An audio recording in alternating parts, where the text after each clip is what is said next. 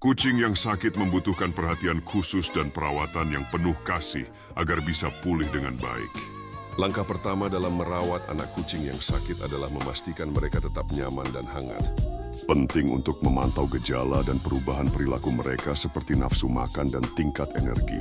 Memberikan makanan yang mudah dicerna seperti makanan basah, khusus untuk kucing sakit dapat membantu meningkatkan nafsu makan mereka.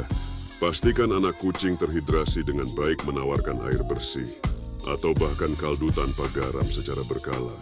Jika anak kucing menunjukkan tanda-tanda dehidrasi seperti kulit yang tidak kembali dengan cepat saat dicubit, segera bawa mereka ke dokter hewan. Perhatikan pentingnya, memberikan obat sesuai petunjuk dokter hewan untuk membantu proses penyembuhan anak kucing.